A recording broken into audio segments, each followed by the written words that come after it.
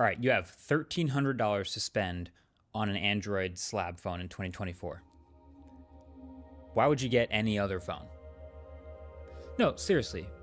Why would you get any other phone? This S24 Ultra has taken the best things from every other ultra high-end phone and stuffed them into one place. So anything that you could possibly value, it has pushed to the max. And then there's just multiple cherries on top, just sprinkled all over the place. This phone sets the tone for 2024.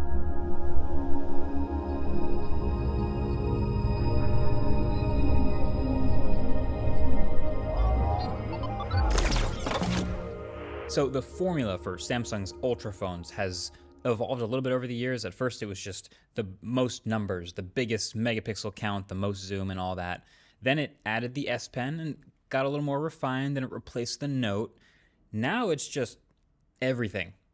It's just everything in one place. It's all the best hardware, all the best software I can think of, all in one phone. So on the outside, like I said in my early impressions, this phone looks almost the same as last year's phone. But if you think this phone is almost the same as last year's phone, turns out you're missing a lot. So the more you use this phone, the more you look for weaknesses, the more impressive it gets. So maybe what? You're a screen snob, right? You like to pixel peep. Maybe you were thinking about getting one of the ultra high-end Oppo or Xiaomi phones just for an amazing screen. All right, well, look no further.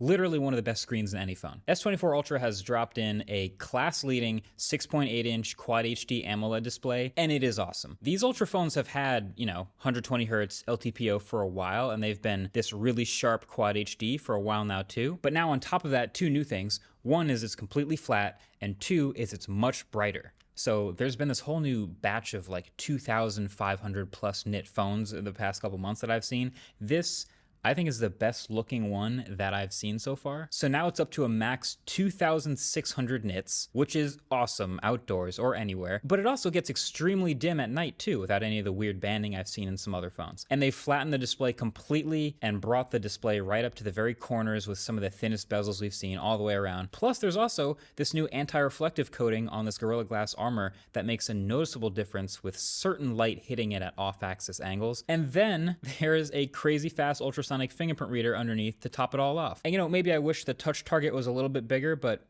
that's about it. Honestly, if you're a screen snob, it doesn't really get better than this one right here. This is the phone you should get.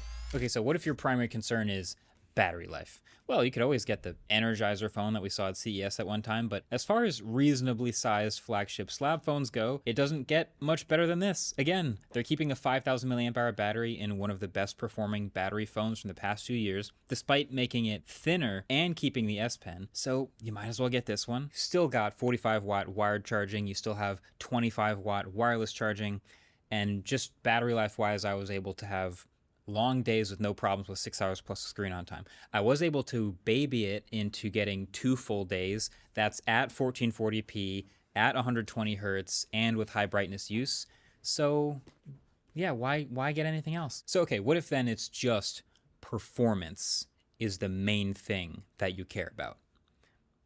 Okay, so we're seeing all these phones with the Snapdragon 8 Gen 3 starting to come out, and they're looking really good. Great high-end performance. There's efficiency gains all over the place. Plus, this phone pairs it with 12 gigs of RAM, and it is a multitasking champ. And if it's a stylus you're into, I already know you aren't really considering any other phone. The S Pen is basically the only high-end stylus still going in slab smartphones. It's really good for note-taking, drawing, highlighting, all that stuff. But if you're like me and you hardly ever use that, there's still the gaming performance and the everyday performance. There's the newly added ray tracing, plus a 90% larger vapor chamber to cool the phone for much longer stuff. Turns out it's an A+. Now you could always get a gaming phone and squeeze 5 to 10% more frames out of a Snapdragon 8 Gen 3 with some huge badass cooling setup, and that's great. But then you also have to accept all of the sacrifices that come with said gaming phone over this. And do you really want those extra frames that bad? Depends on who you ask. Okay, cameras. There's a lot of other phones out there that you could buy if your $1,300 specifically has to go to the best cameras. The Pixel just won the blind camera test. Sony has the best manual mode. Like, there's other great camera systems. But here's a way to simplify it. I think in evaluating smartphone cameras, there's basically 2 ways to review them. There's the utility, the actual technical evaluation, and the aesthetics, the art of it, the subjectivity part. And I think utility-wise, like on paper, specs-wise, this camera's got it all. Like you've seen this camera array before. There's 4 cameras on the back of this phone. Turns out they're basically the same cameras as last year's S23 Ultra, except for one. So there's a primary camera, an ultra-wide, and a pair of 2 different telephoto cameras. The primary camera is still the ridiculous 200 megapixel sensor with all the same pros and cons. It's consistent and versatile across the board. It has great dynamic range. It's a quick shooter with quick autofocus, and it's also always binning down to 12 megapixels, and you should almost never switch it to the 200 megapixel mode unless you have incredible lighting. It has an ultra wide with a bit of distortion near the edges, but it's actually meaningfully wider than the primary camera, so it's really fun to shoot with, even though the automatic macro mode from it looks like trash, and you should just turn it off anytime it turns your pictures from this to this. Pro tip. And then it has a medium range 3x telephoto camera that kicks in smoothly and matches the colors and exposure from the main camera really well. And so the one new thing in hardware this year is they've gone from a 10 megapixel 10x camera to a 50 megapixel 5x camera. So technically shorter optical zoom range, but I would say with the extra resolution, it is actually more powerful. It means all the photos in the gap between 5x and 10x look sharper than last year. And then you can literally put the 10x photos side by side from the S23 Ultra and the S24 Ultra, and the new 5x cropped in actually looks better. Plus you can still zoom all the way in and shoot at 100x if you still want to take ultra stable pictures of faraway objects like the moon. But basically what I'm saying is, utility-wise, this camera system checks every single box. It has everything. So from there, you get into the more subjective aesthetic differences, which you could always lean one way or the other. I mean, looking at these photos, they're still very much Samsung's slightly extra processed looking, a little bit extra contrasty, a little bit higher exposure, a little brighter colors. That still happens with these photos. So you could still convince yourself to lean Pixel or even iPhone.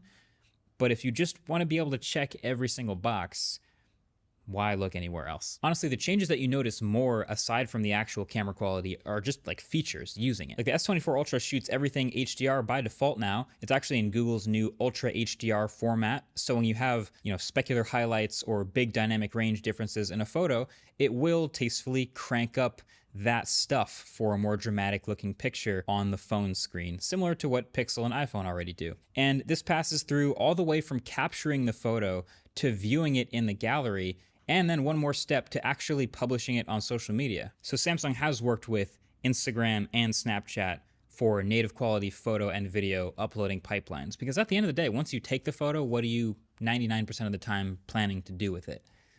Share it. And I think this is important for a lot of people. This is one of the reasons I have carried an iPhone for years. Is one of the things you can always count on is the photos and videos in third-party apps are going to look just as good as if they were captured in the main camera. And now you can actually say that that is true now about photos and videos from this phone, at least in Instagram and Snapchat. All right, maybe you're a software person. Maybe the top of your list when buying a new smartphone is you want the smartest smartphone. It's got to have all of the software and AI features, and honestly, it should have a nice long roadmap ahead of it of on-time software updates. Sounds like I'm describing a Pixel, but turns out this phone now has a ton of helpful AI features built in that are actually good. They make a meaningful difference to everyday use. Now, the funny part about a lot of this is a lot of these features were made in partnership with Google, as you'll see.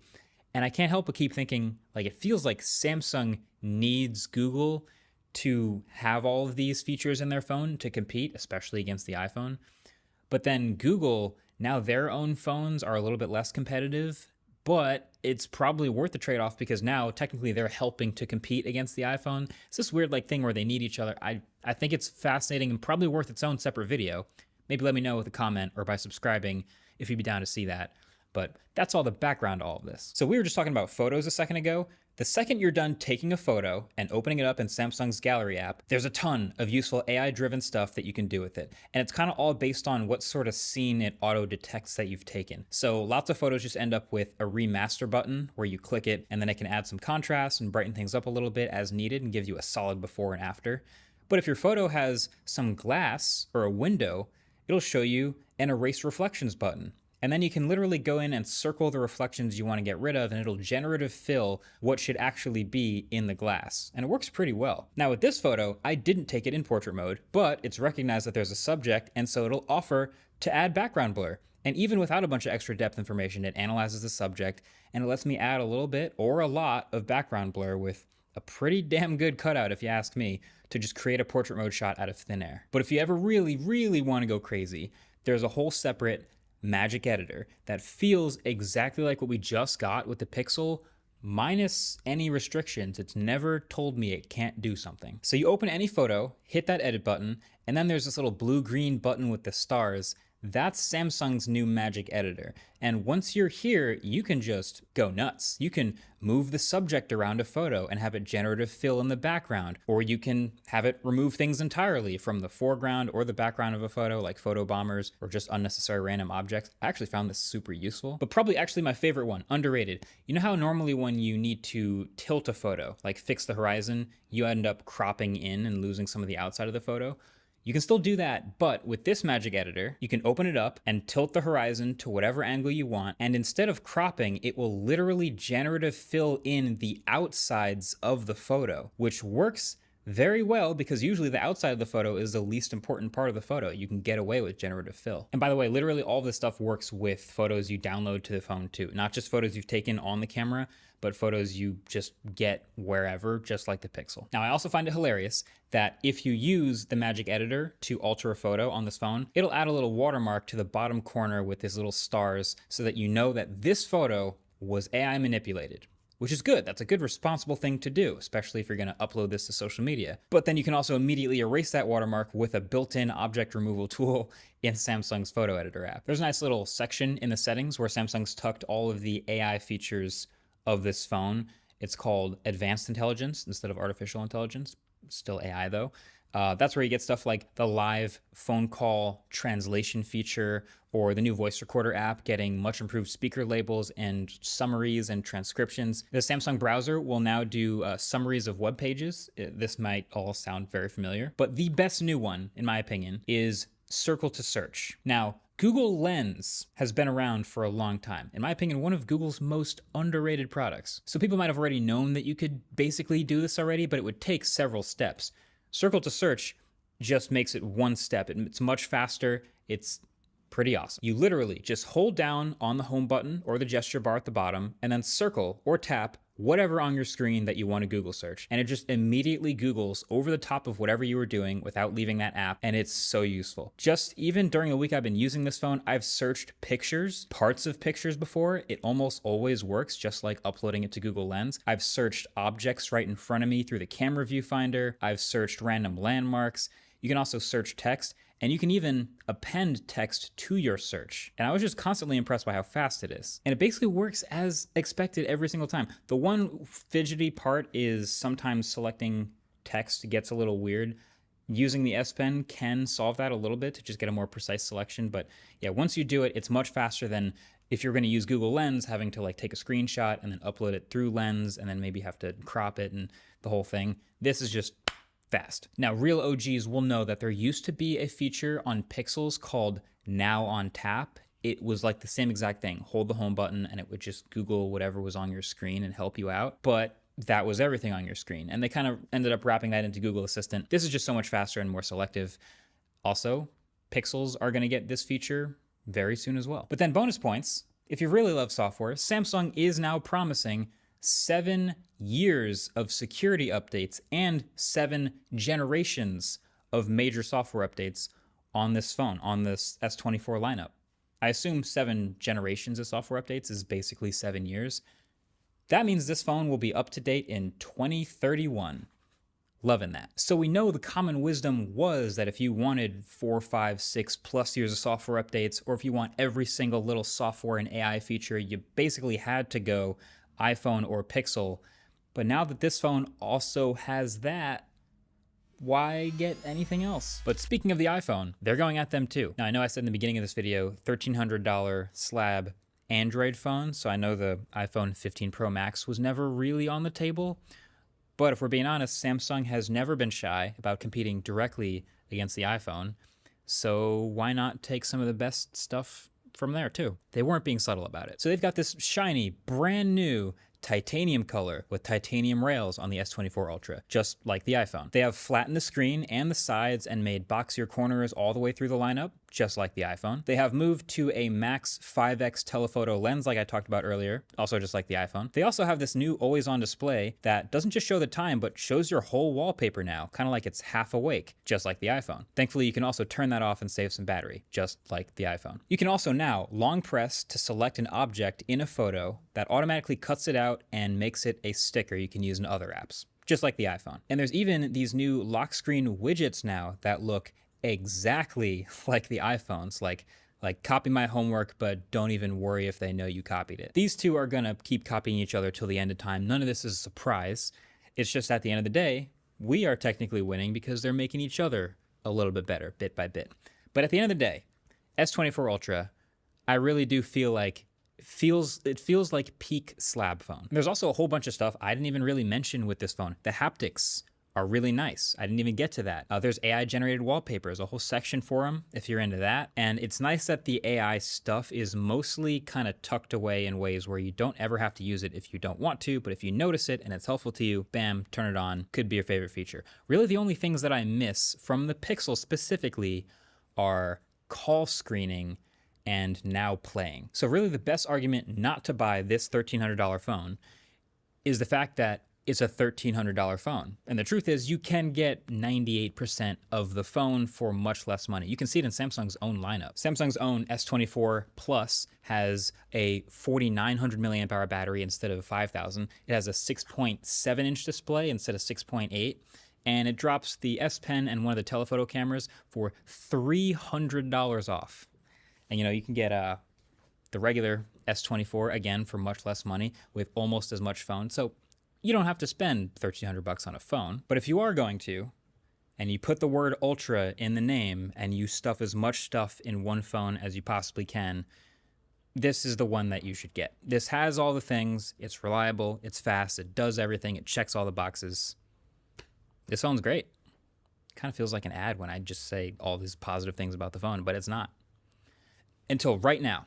This video is sponsored by Ridge. The Ridge wallet is iconic at this point. It's a minimalist, modern wallet. It's like the opposite of those old school wallets. It's got the patented dual track design that expands to hold 1 to 12 cards while being as slim as possible. And at this point, there's like 30 plus different colors and styles, including carbon fiber, burnt titanium, and forged ember. This one is the forged ember, so it's got these little red flecks in it, which look cool. You can also get accessories for it. So if you want to carry cash, you might want the money clip, or this one has the cash strap.